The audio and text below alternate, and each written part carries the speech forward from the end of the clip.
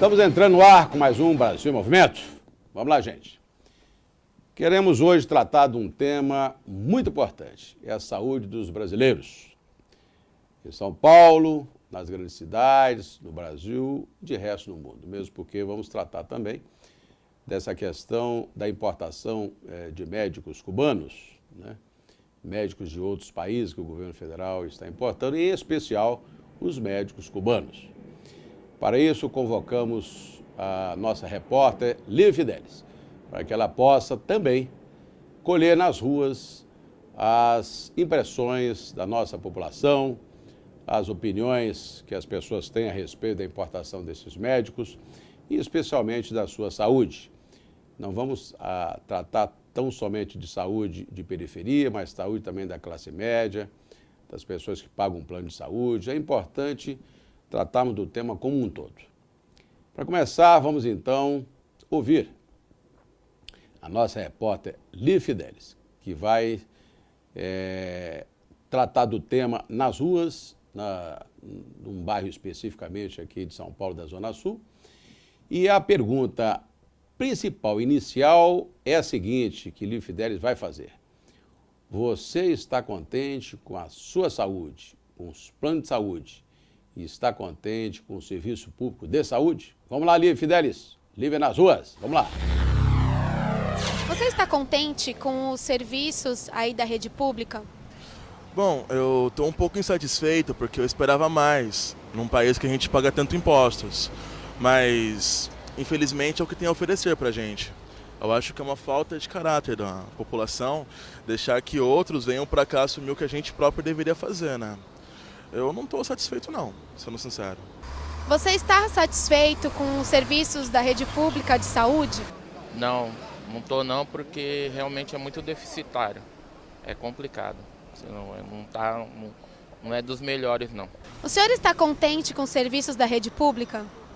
Olha, contente não, porque eu estou tentando fazer uma cirurgia, está um pouquinho demorado, mas aí até um pouco eu entendo que a demanda de pacientes é muito grande e a demanda de médico é pouca.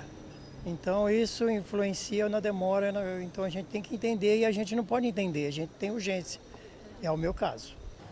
O senhor está satisfeito com o serviço de saúde pública? Não, no momento não. O atendimento é péssimo. Você fica plantado na fila, esperando senha, sabe? Às vezes já tive até perder o dia de serviço porque eles não dão declaração nem nada. Porque eles falam, ó, médico não tem hora certa para eles virem, né? Às vezes tem retorno, tem sala de emergência, então eles não tem como atender a gente rápido, entendeu? Infelizmente, brasileiros sofrem mesmo na fila, né? AMA, o SUS, qualquer um. Muito péssimo atendimento. É horrível. Bom, como vocês viram, né, com essa entrevista inicial, as opiniões se dividem, né, a respeito do comportamento das pessoas que são mal atendidas, não estão contentes, né? Será que é por conta da falta de investimento da área pública? Porque o setor privado é muito competitivo. Nós temos os planos de saúde que cobram uma fortuna, né? Que cobram muito caro, né?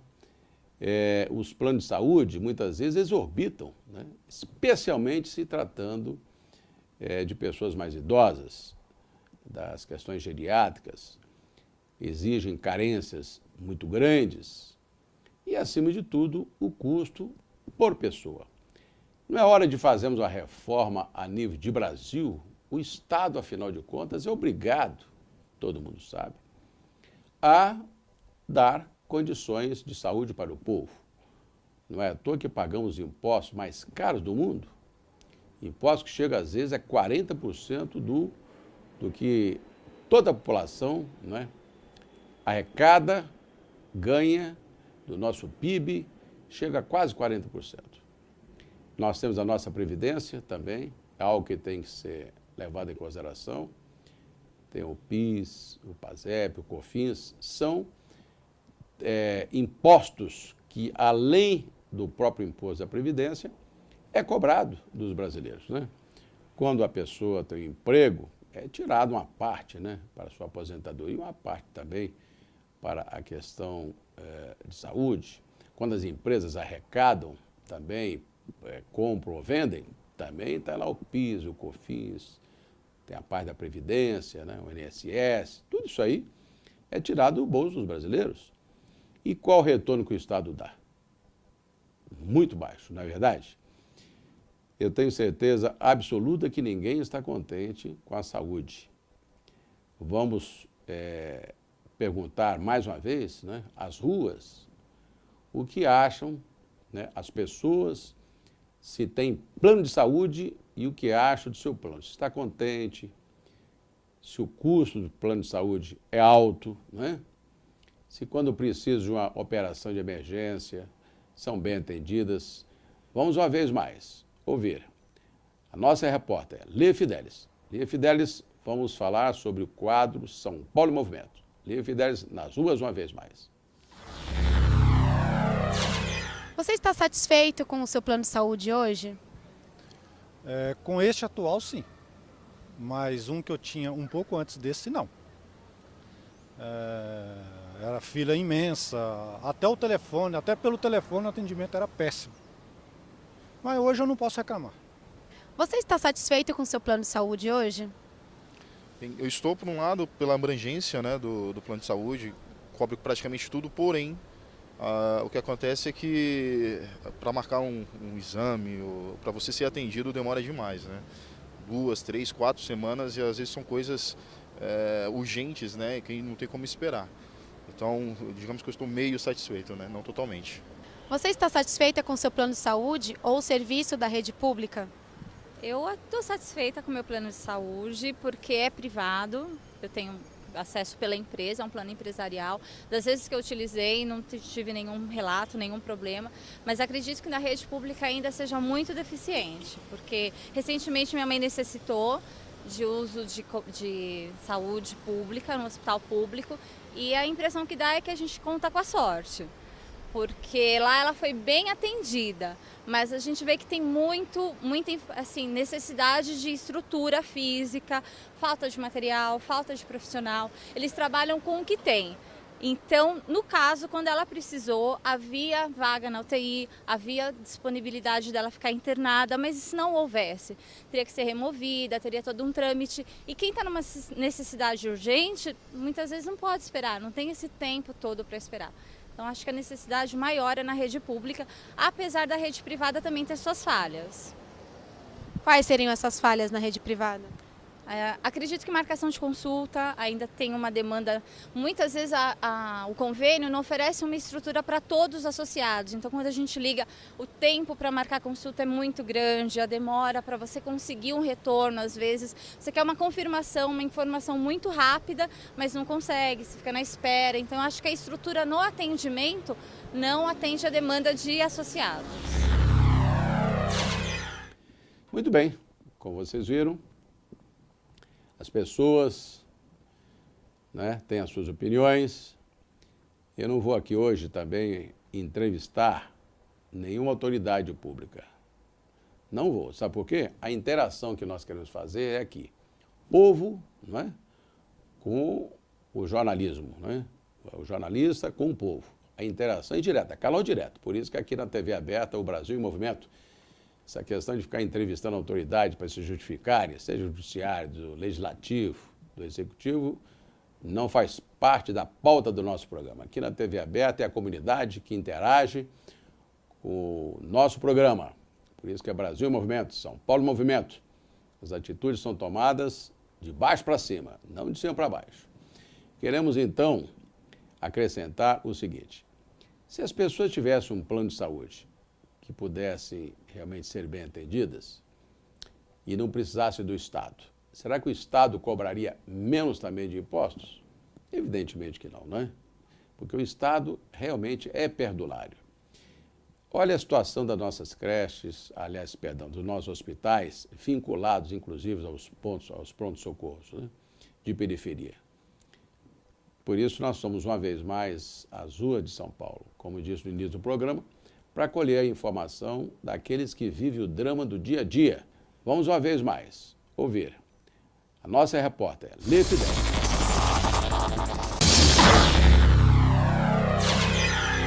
Você tem dificuldade para marcar consultas aqui na rede pública? Bom, marcar a consulta, entanto, não é um problema. Marcar a gente vem com alguns dias, até mesmo antecipado, marca. O único problema é ser atendido, porque não adianta nada a gente marcar uma consulta para as 10 horas da manhã se você é atendido às 4h30 da tarde, né? E isso eu acho uma falta de vergonha. É complicado. Você tem dificuldade para marcar uma consulta médica nos hospitais? As consultas são demoradas e o atendimento no pronto-socorro, quando de imediato assim, você chega, muitas vezes não tem médico, então é bem complicado o serviço. Você ou alguém da sua família já precisou usar aí o pronto-socorro, os serviços de emergência de algum hospital? Já precisou e a gente passou por isso, né? São algumas horas de espera, ainda bem que tudo deu certo, né? Mas naquele momento ali você fica um pouquinho até desesperado, né? Não foi tão legal, né? Mas precisei, não foi uma experiência muito boa, não. O senhor já precisou, alguém da sua família, usar o serviço de pronto-socorro de emergência? Já precisou sim.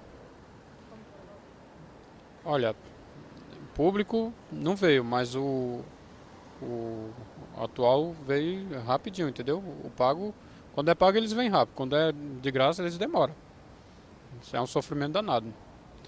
Chegou a ser, assim, no hospital muito criticado, assim, né? Falando, nossa, liguei para a ambulância e na SAMU, a outra que eu pagava o plano veio mais rápido, né? Quando foi que chegou a outra já chegou depois. Isso não é certo, entendeu? Não é bem satisfatório, não. Tem que ser pago mesmo. Quanto tempo se leva para marcar um exame? Às vezes leva-se um ano para se ter uma resposta para um retorno ao médico. Até lá a pessoa, se for grave a doença, já morreu. Né? Um ano. Isso acontece no dia a dia da saúde do brasileiro. Um ano para se marcar uma emergência. Realmente, o cotidiano aqui de São Paulo é tão ruim. Agora imagine no interior, especialmente das cidades pobres do Nordeste, onde nem médico tem, não é? Por isso também nós vamos falar agora e levarmos em consideração essa questão do programa do governo do Mais Médico. Mais Médico é um programa do governo instituído pela presidente Dilma, sob a batuta do ministro Padilha, que quer dar ao povo melhores condições nessa questão de saúde, especialmente na periferia, cidades menores. E, tendo em vista que brasileiros médicos não se colocaram em quantidade suficiente para o interior, ou seja, para ir para o interior, o governo resolveu importar, né, médicos. É uma atitude polêmica, que nós sabemos que conta com o apoio de muita gente, né, a parte considerável da população também não apoia. E isso aí é causa de discussões. Por exemplo, por que o médico brasileiro não vai para o interior? Será que a falta de recursos do governo federal não permite que a pessoa saia dos grandes centros onde se forma e vá para uma cidade menor, especialmente para as cidades do norte e do nordeste do Brasil? Será que são questões também de infraestrutura mínima que o médico brasileiro não quer enfrentar, porque lá não tem as mínimas condições de sanidade, né? De infraestrutura de operação, né?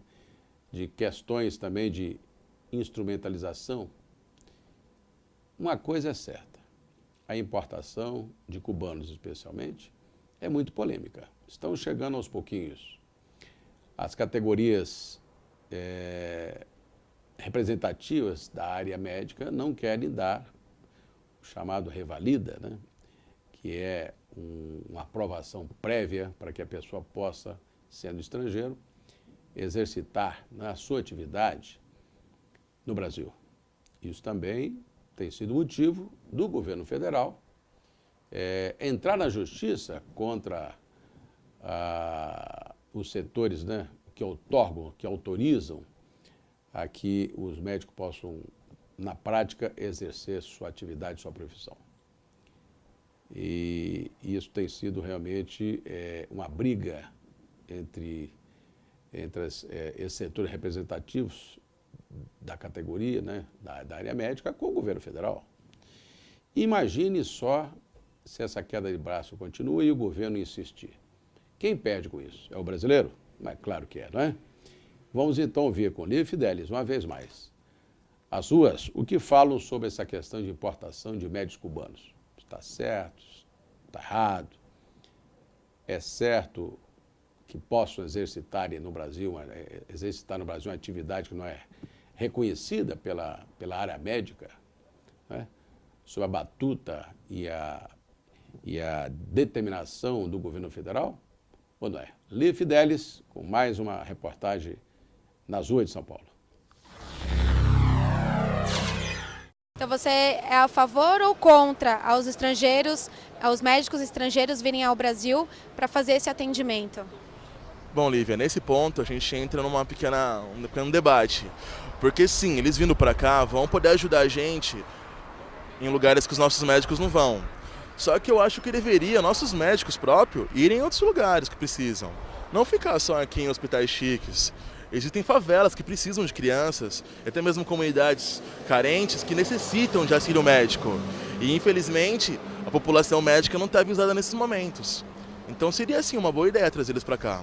Se puderem ajudar a gente somando, só não pode atrapalhar, né?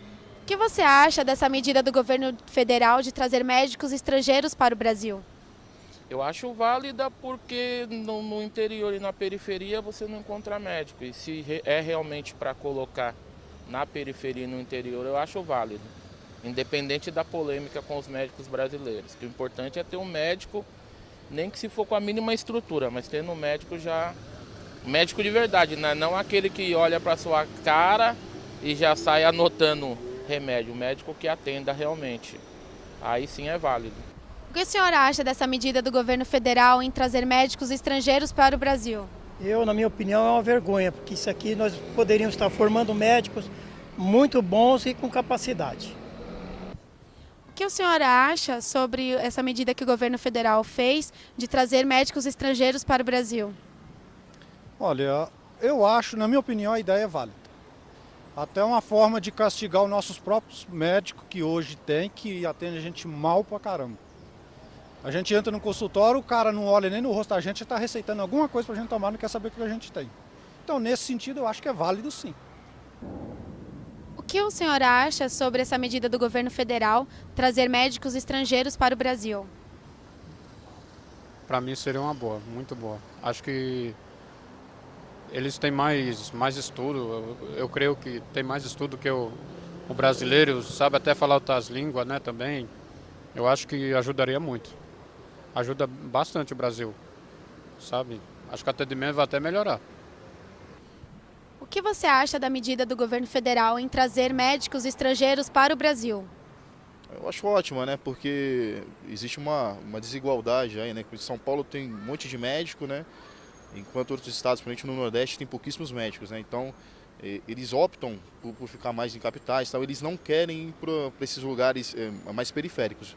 Então, achei uma boa, sim, porque independente deles quiserem, a saúde não se brinca, né? Então, tem que ter mais médicos, sim, pessoas que estão dispostas a estar trabalhando nesses postos mais carentes, né? Independente de ser brasileiro ou não, para mim é uma boa que o governo vem fazendo. Essa nova medida do governo federal em trazer médicos estrangeiros para o Brasil, o que você acha? Acredito que é válido pela necessidade de profissionais, mas que é necessário checar se eles têm condições de atender mesmo, se há a qualidade no atendimento, porque eu acredito que os médicos do Brasil eles são bons, eles têm uma boa qualidade no atendimento, porém estão em lugares que não há tanta necessidade, os lugares mais necessitados têm essa carência. Por isso é bom a entrada de estrangeiro, para suprir a carência. Só tem que tomar cuidado mesmo se eles são qualificados para isso. Voltamos para o estúdio com o Lívia Fidelis.